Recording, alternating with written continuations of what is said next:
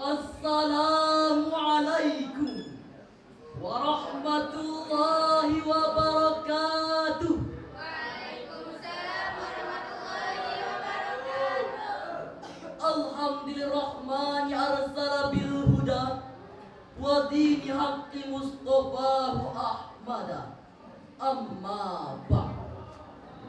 Dewan Hakim yang kami muliakan, Hadirin sebangsa dan setanah air yang kami banggakan.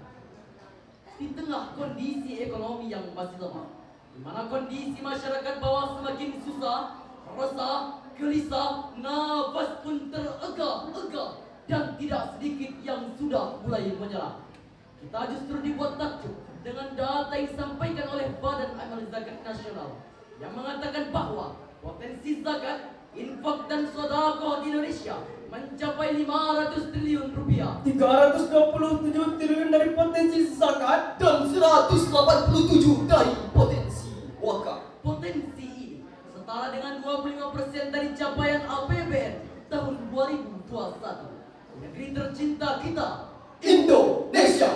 Bahkan hadirin, Indonesia berpotensi sebagai pusat referensi dan inspirasi bagi lembaga siswa dunia.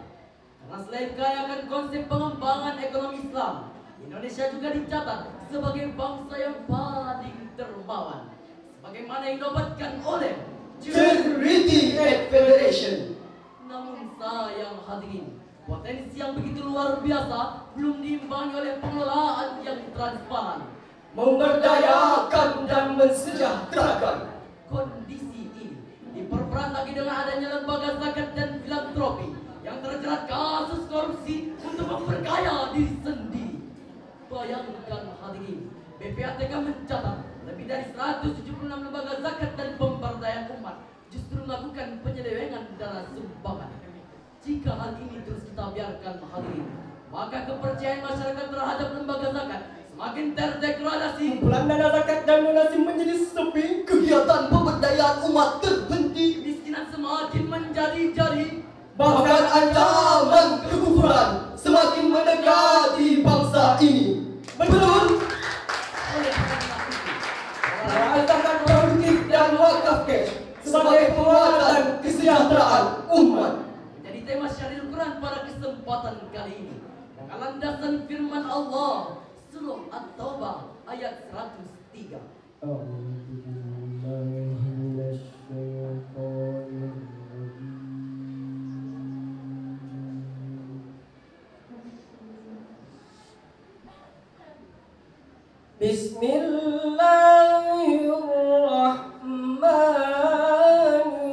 Bismillahirrahmanirrahim.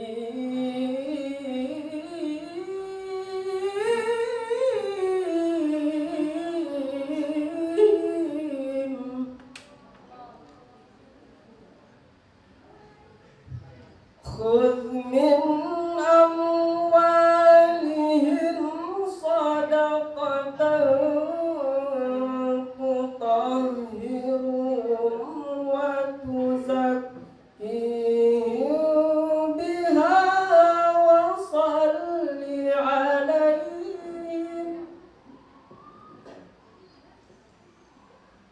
إن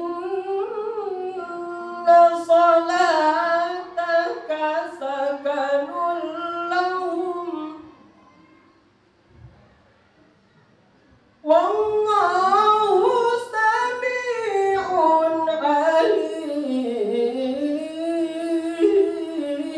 عليم. Aku berlindung kepada Allah dari godaan setan yang terkutuk dengan menyebut nama Allah yang Maha Pengasih, Maha Penyayang. Ambillah zakat dari harta mereka guna membersihkan dan menyucikan mereka, dan berdoalah untuk mereka. Sesungguhnya doa menumbuhkan ketentraman jiwa bagi mereka. Dan Allah Maha mendengar, Maha mengetahui. Dewan Hakim yang mulia, hadirin yang berbahagia. Asbabun nuzul ayat tadi berkenaan dengan permohonan Abu Lubabah beserta kedua sahabatnya yang mendatangi Rasulullah SAW untuk memintakan ampunan dan dihapuskan segala dosa dan kesalahan dengan menyumbangkan harta mereka. Namun ketika itu Rasulullah menolaknya dan mengatakan, Ma umirtu an akhudha min amwalikum syai'a. Aku tidak diperintahkan untuk mengambil harta kalian. Kemudian Allah menurunkan ayat ini. Demikian penjelasan Ibnu Jarir At-Tabari dalam kitabnya Tafsirut Tabari, Jami'ul Bayani an Ta'wili Ayatul Qur'ani, volume ke-11 halaman 659 baris 5 bagian bawah. Menurut perspektif ilmu ma'ani, dalam ayat tadi Allah menggunakan kalam insya talabi dengan sigat fi'lul amr. Artinya Allah menuntut Rasulnya untuk mengambil zakat sebagai sarana untuk mensucikan diri dan harta mereka. Melalui ayat ini pula Allah mengisyaratkan pentingnya pengelolaan zakat secara profesional, Proporsional dan optimal. untuk kepentingan dan kesejahteraan umat seluas-luasnya. Hal ini bagaimana lagu Ummi Elvi Sukaisi yang berjudul Pecah Seribu yang telah kami ubah liriknya. Ayo zakat,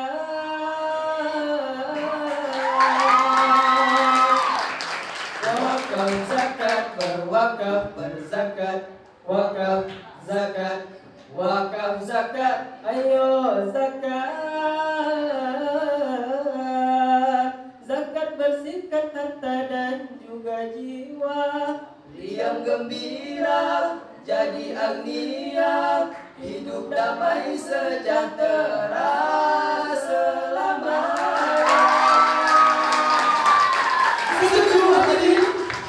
Oleh karena itu, zakat memiliki peran strategis dalam mengentaskan kemiskinan. Karena zakat merupakan rukun Islam yang merefleksikan rasa syukur dan tekad untuk mensucikan manusia dari kemiskinan dan dosa dengan menyumbangkan sebagian harta mereka melalui visi persaudaraan. Demikian ungkapan Gelisar Tesan Rego dalam buku fikih pemberdayaan halaman 181. Alhamdulillah hadirin, secara umum upaya pemberdayaan kemasyarakatan sudah banyak diupayakan untuk mewujudkan kesejahteraan.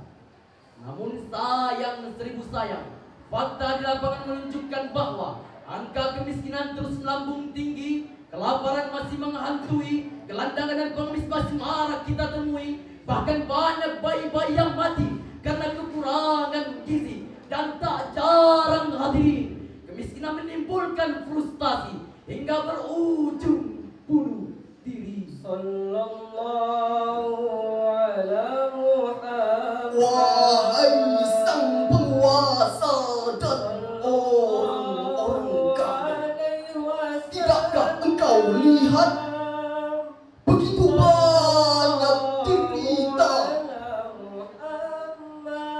banyak orang miskin yang bermandikan air mata.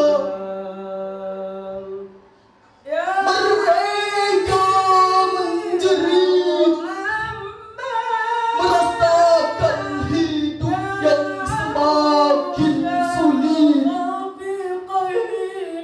sedangkan perutmu buncit dan berduit.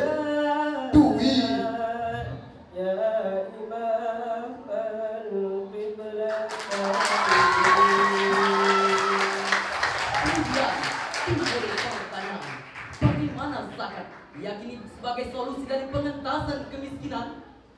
Sebagai jawabannya, mari kita renungkan firman Allah, surah At-Taubah ayat 60. Innamas sadaqatu lil fuqara.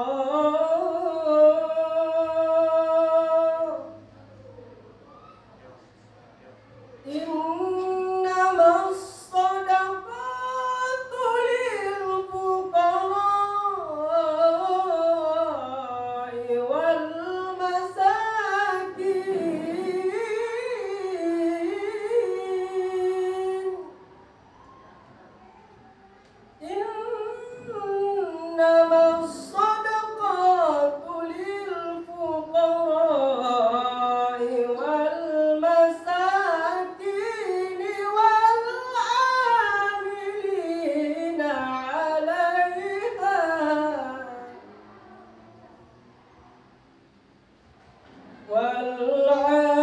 والعاملين عليها والمؤلفة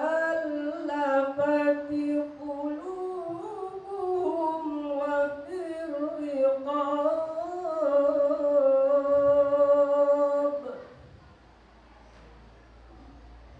وفي الرقاب والغارمين وفي سبيل الله وابن السبيل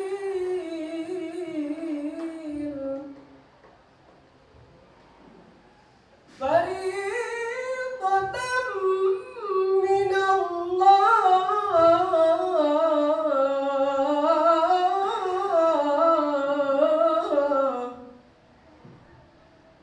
والله عليم حكيم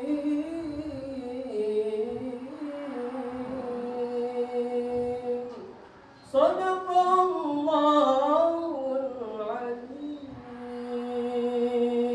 Sesungguhnya zakat itu hanyalah untuk orang-orang miskin, orang-orang fakir, dan orang yang dilunakkan hatinya, untuk memerdekakan budak, untuk membebaskan orang yang berhutang, untuk di jalan Allah, dan untuk orang dalam perjalanan, sebagai kewajiban dari Allah.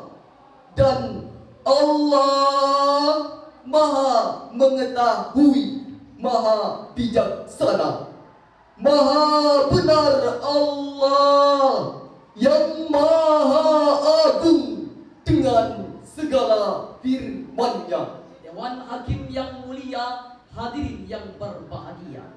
Imam Al-Qurtubi menjelaskan dalam kitabnya Jami'ul Ahkamil Qur'ani wal Mubin lima tadammanahu minas sunnati wa ayil Qur'ani, volume ke-10 halaman 244 menegaskan bahwa sesungguhnya firman Allah Ta'ala, Innamas shadaqatu lil fuqara, menunjukkan bahwa sesungguhnya Allah mengkhususkan sebagian orang untuk menerima harta sebagai nikmat Allah untuknya. Di samping itu hadirin, Allah mewajibkan mereka untuk menyisihkan sebagian harta mereka untuk diberikan kepada orang yang tidak seberuntung mereka sebagai bentuk kepanjangan tangan kepada kaum fakir, miskin, dan duafa. Dengan demikian hadirin, dari syarat kami tadi dapat diambil kesimpulan bahwa pengelolaan zakat secara profesional di samping pemenuhan kebutuhan konsumtif menjadi solusi tepat untuk mewujudkan generasi yang iman dan imunnya yang kuat, tubuhnya sehat, IQ-nya hebat, pendidikannya bertingkat-tingkat, tempat tinggalnya bertingkat, kesejahteraannya meningkat, sehingga menjadikan generasi bangsa Indonesia sebagai bangsa yang kuat, hebat, bermartabat, dan berdaulat. semangat. Demikian salam dari kami. Kami tutup. Assalamualaikum warahmatullahi